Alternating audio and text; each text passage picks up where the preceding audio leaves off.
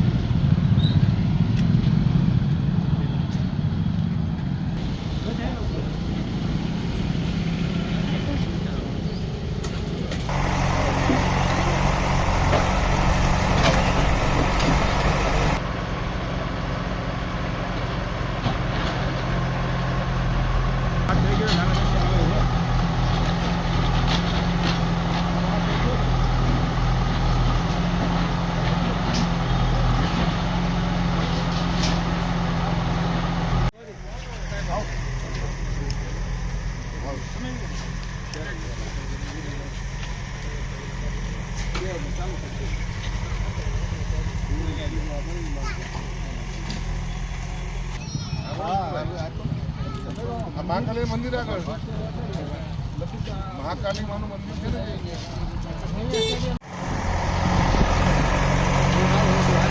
હા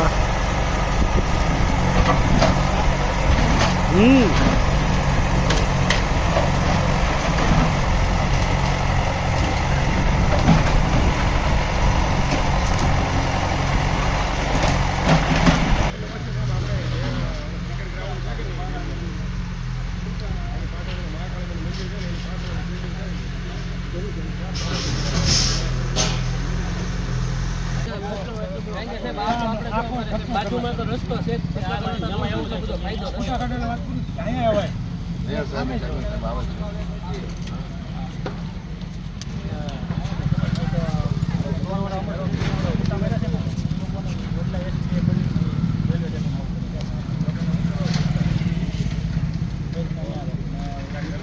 હાદાનગરને જોડતો રસ્તો વર્ષોથી બંધ કરવામાં આવ્યો હતો, તે ખોલવા માટે માનનીય મેયરશ્રી, માનનીય ચેરમેનશ્રી, માનનીય ડીઆરએમ શ્રી તમામના અનેક બેઠકો, અનેક ચર્ચા વિચારણાના અંતે અત્રે અહીંથી વૈકલ્પિક રસ્તો ફાળવવા માટે રેલવે સંમત થયેલ છે, જે અંતર્ગત આજરોજ આ કામગીરી રસ્તો બનાવવાની ચાલુ કરી છે અને મને ચોક્કસ આશા છે કે આના કારણે પાછળ રહેતા લગભગ 4 થી 4.5 લાખ લોકોને રસ્તા માટે જે પ્રશ્નો હતો તે હલ થશે।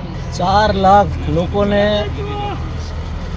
ફાયદો થાય તેવો આ રેલવે અને હાદાનગર વચ્ચેથી વૈકલ્પિક રસ્તો તાત્કાલિક ધોરણે અમે કાઢી રહ્યા છીએ।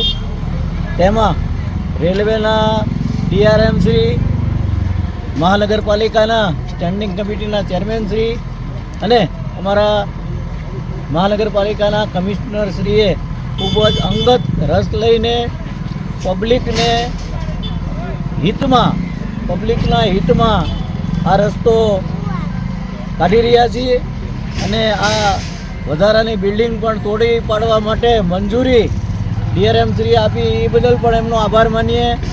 તેનો અમે ભાવનગરના પ્રજા વતી, ભાવનગરના પ્રથમ નાગરિક તરીકે તેનો આભાર માનીએ છીએ। તેમજ સખત મહેનત કરીને ખૂબ જ કાહટી જેને કહેવાય તળપદી ભાષામાં એવી મહેનત કરીને સ્ટેન્ડિંગ કમિટીના ચેરમેન શ્રી રાજુભાઈ અને કમિશનરશ્રીએ જે જહેમત ઉઠાવી છે, તો તેઓને પણ બંનેને હું ખૂબ ખૂબ અભિનંદન આપું છું। સૌ પબ્લિકને પણ મારી શુભેચ્છા અસ્તુ।